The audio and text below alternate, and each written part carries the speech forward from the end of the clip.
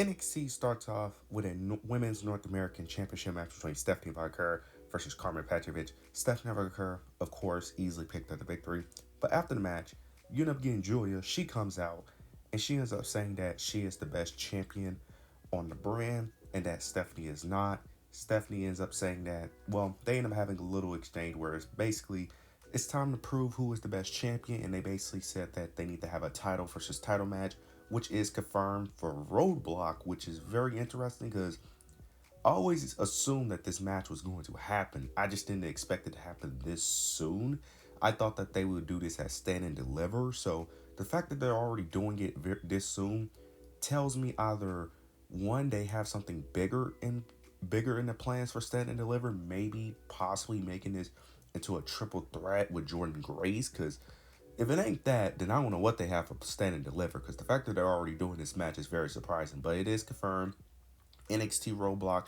It will be title versus title between Stephanie and Julia.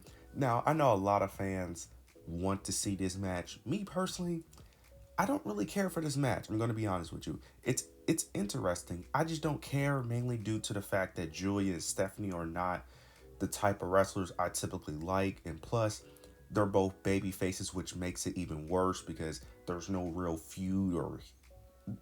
no real feud here. It's just who's the best, which can work depending on the champions. But when you have two champions who lack, the mic skills, and then who don't really have much of a character, the whole who's the better champion really doesn't work for me. But nonetheless, the match should be an absolute banger. Having Julia and Stephanie in the ring should be an absolute banger, and I'm very interested to see how that match plays out and who actually wins, or even if there even is a winner. So very interested to see how that plays out. After this, we end up getting Lexis King versus Moose for the TNA X Division Championship. This was a solid match. Moose, of course, ends up picking up the victory. He was, of course, going to retain his championship, but this was a solid match. I like what they did here, but then afterwards, we end up getting Obafemi. He ends up coming out and he ends up confirming that in 2 weeks, NXT Roadblock, that they're going to have a match for the NXT Championship, which I'm assuming Obafemi has to win, right? There's no way they're taking that title off him. But the fact that they're actually doing this match is actually crazy. Very interested to see how this plays out. That match should be absolute banger, and I like what I saw from Moose. This was my first time seeing Moose in the ring. I like what I saw from him, and I can't wait to see him face Obafemi because that match should be an absolute banger, and I can't wait to see how that match plays out. After this, we end up getting Shawn Spears. He ended up having a little vignette, basically talking about how he's coming for Tony D'Angelo, talked about how he changed the lives of Brooks Jensen, Nico, and Izzy Dame, how he transformed them, and now that they're the new and improved version of themselves, and that the final goal is to take the North American Championship away from Tony D'Angelo. I like what they're doing here. I like what they're doing here. I like what they're doing with Izzy. I like what they're doing with Nico potentially, and Brooks Jensen. I just don't care. I just don't care about Brooks Jensen. Nico, I barely care about, but at least Nico, I could kind of see the vision with Brooks Jensen. No, um, he needs to win next week. Next week it is Shawn Spears versus Tony D'Angelo. Shawn Spears needs to win next week. There's no if, ands, or buts. If he loses, this storyline was dumb. Like, you have to make him win. There's no way you have him do this whole plan of him secretly having Izzy Dane pretend to be friends, then portray them, and no, you need to have him win. You have to have him win. This is the only way for this story to actually land. You need to have Shawn Spears win. Tony D'Angelo could easily chase for the title, win it back later. You need to have him win. You can have him win it back at Stand and Deliver. Shawn Spears needs to win next week. You need to have him win for this storyline to actually work. You need to have him win. After this, we end up getting Jordan Grace. She ends up cutting a short promo. She basically was talking about winning NXT Gold, but then she ends up getting interrupted by Roxanne. Roxanne basically ends up mentioning that Jordan Grace basically came over here to be, to be a part of the best women's division that she created. Then she ends up mentioning TNA, ends up mentioning that Jordan Grace was just a big fish in a small pond, and that NXT is way different, and that she won't be on top because she's still there. Then she ends up mentioning that if they end up having a match, that she'll send her back to NXT, and then they end up having a little back and forth, and then Jordan Grace ended up attacking Roxanne Perez. taking her out of the ring, and that's the end of the segment there. I like what they're doing here. Yeah, because Jordan Grace doesn't have any challengers.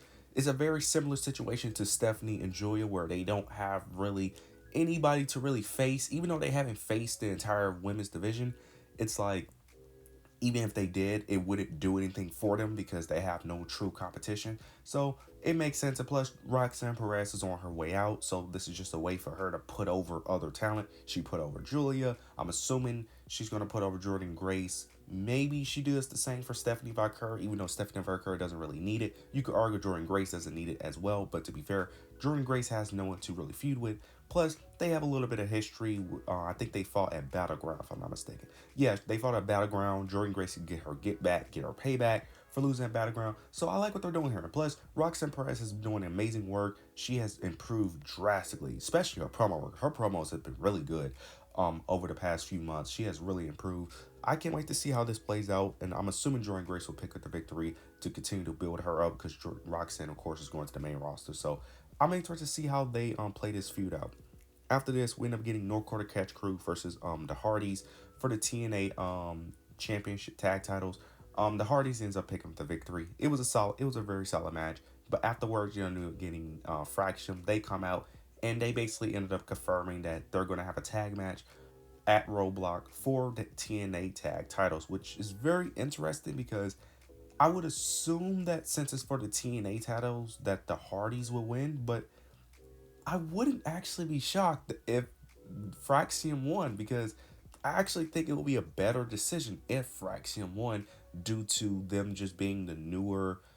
I'm not gonna say better, but the new tag team, especially with them being called, they're them being called, the best tag team in the world. I think it would just be better if they won. But to be fair, from a booking standpoint, I understand why they shouldn't win because having both TNA and NXT tag titles is a bit ridiculous to a degree. But that should be very interesting to see how that match plays out. But I'm assuming the Hardys will win just to retain those tag titles. It's just about how they will win because Fraxium are booked like gods. Like they win no matter what. They win if they have multiple matches in one night. They win with injuries. It doesn't matter. So that's why I'm saying it's kind of hard for me to envision Fraction losing here. So I'm very interested to see how that actually plays out. Then we get the main event: Ethan Page, Wesley versus Javon Evans and Ricky Starks.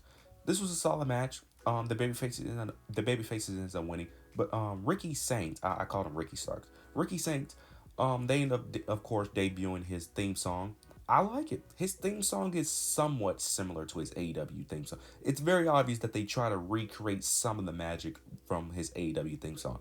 I like it. His theme song is really cool. I like it. I think it fits him. Ricky Starks ended up getting the pinfall over Wesley, which I liked. So this was a great episode of NXT. Overall, this was a great episode of NXT. They're really building up Roadblock.